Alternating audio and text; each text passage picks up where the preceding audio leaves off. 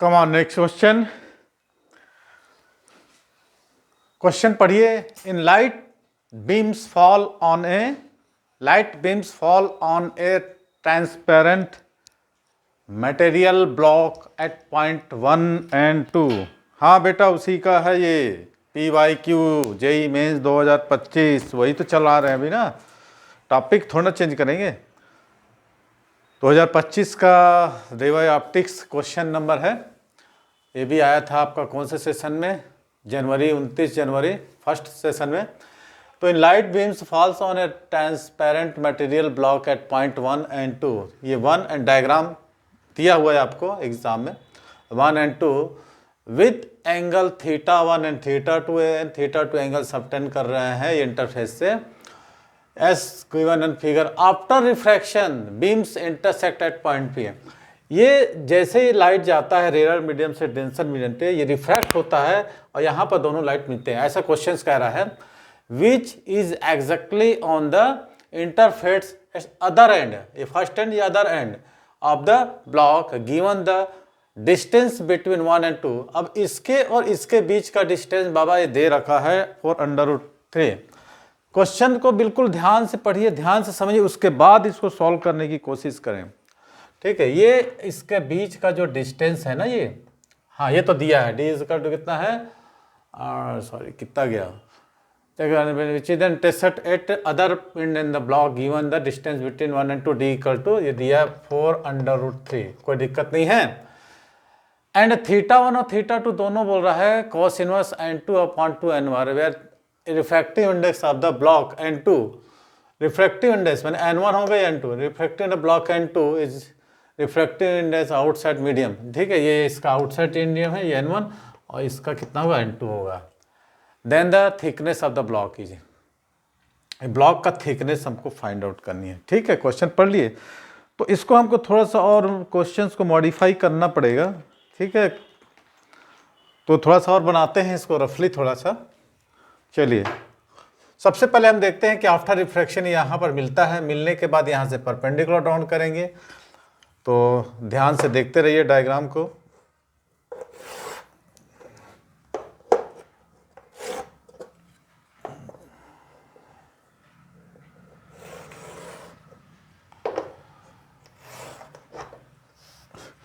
मान लो ये 1 है, ये 2 है, ये ऐसा आ रहा है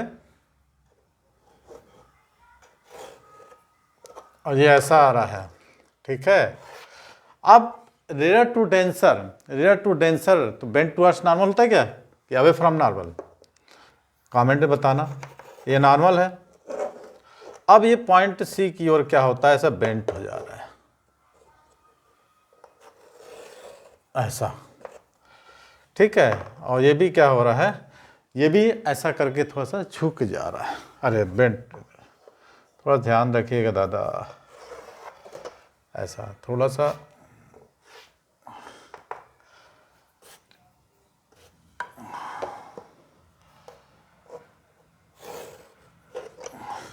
ठीक है, 1 है, 2 है, 3 है।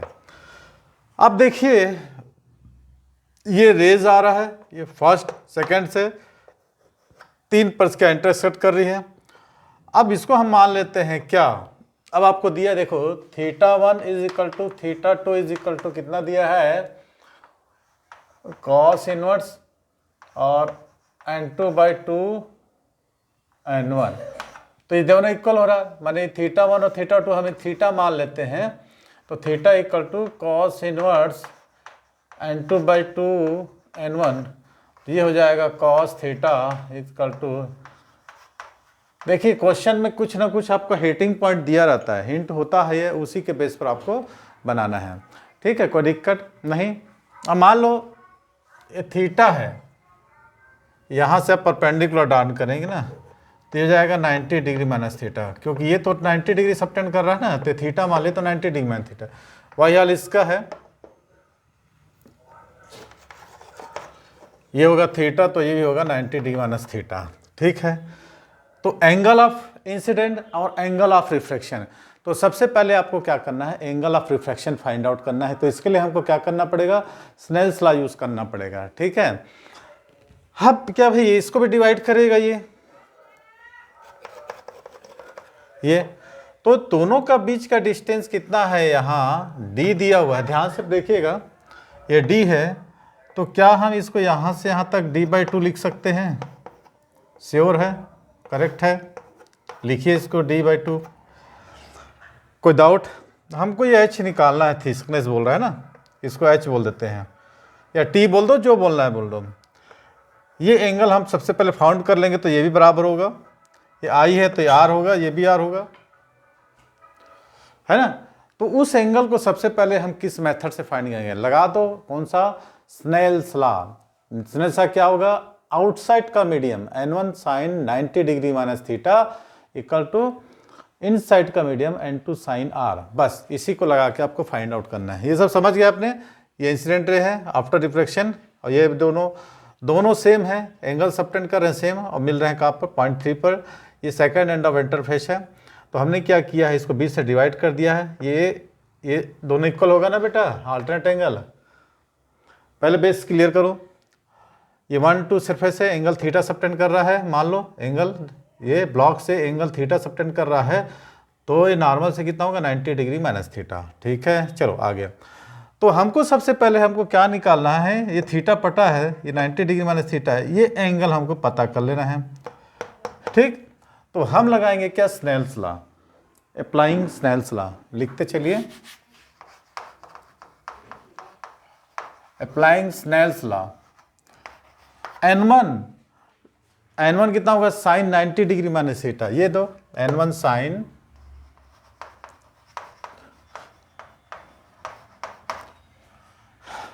क्या बोल रहे हो? Snell's law. चलिए उसको क्लास के बाद हम लोग पढ़ा देंगे, अभी अपलोड कर लेते हैं, बना लेते हैं।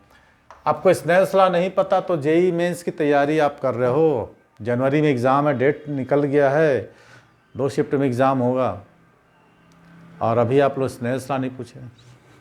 n2 sin r, कोई दिक्कत नहीं।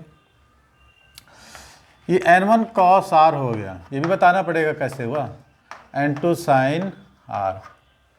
ठीक है, ओ cos थीटा है ना ये।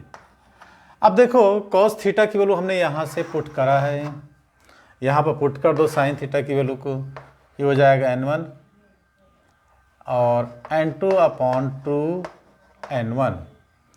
ठीक है, ये n2 को भी नीचे ला लो, तो हमको sin r तो निकल गया ना, क्या बात है, ये निकल गया, ये कट गया, तो 1/2 इक्वल टू साइन r, तो sine r equal to sine कितने डिग्री की वैल्यू? 30 डिग्री। कट गया तो r इक्वल टू मिल गया हमको 30 डिग्री, ये r हमको मिल गया कितना? 30 डिग्री। अब तो कोई दिक्कत नहीं है, अब बस टेंगल्स को ले लो, टेंगल निकलने के बाद उसकी थिकनेस तो बढ़ जाएगी। ठीक है, ठीक। अब कौन सा एंगल लेंगे सर? आपको ये हाइट फाइंड आउट करना है, आपको ये हाइट फाइंड आउट करनी है, ये दिया हुआ है, ये हाइट फाइंड आउट करनी है, ये आपको पता है। ठीक है, ये d/2 है, ये h है, बस इसको आपको लगा देना है। ये एंगल लेंगे परपेंडिकुलर है, बेस लगा दो। कौन कौन लगा के बताएगा question? tan theta equal to, यहीं बना दे, tan कितना डिग्री है? 30 डिग्री। ये इसका ये r है, ये भी 30 डिग्री होगा ना, tan 30 degree equal to perpendicular means d/2 upon h। tan 30 degree तो पता है ना, 1/√3 और ये जाएगा d/2h। अब d कितना था? d/2, d कितना था? 4√3 कहीं दिया हुआ है ना, ये देखो d 4√3, तो लगा दे हाँ 1/√3 4√3/2h, तो यहाँ से यहाँ जाएगा, इसको ख़त्म, ये इसको ख़त्म, तो 6 इक्वल टू h। आपका हाइट आ गया 6 सेंटीमीटर। ठीक है, समझ में आ गया? तो ये था हमारा जेईई मेन 2025 का, 29 जनवरी को शिफ्ट 1 में आया था, तो कॉपी कर लो। तो मैं आपको बार बोल रहा हूँ, यदि इंस्टाग्राम फेसबुक में आप देख रहे हैं तो इस नंबर में आप यूट्यूब में सर्च करते हैं तो मेरा यूट्यूब चैनल निकल कर आ जाएगा, उसमें प्लेलिस्ट में जाके आप चैप्टर वाइज सॉल्यूशन जितने भी कॉम्पिटिटिव एग्ज़ाम हैं, JEE Mains, advance, NEET, CBSE board, 10th और 12th फाउंडेशन, 11, 12 सब आपको सीरीज मिल जाएंगे। तो पहले सब्सक्राइब कर ले, बेल आइकन दबा दें और लाइक करें। Thank you. चलिए नेक्स्ट क्वेश्चन अपलोड करते हैं।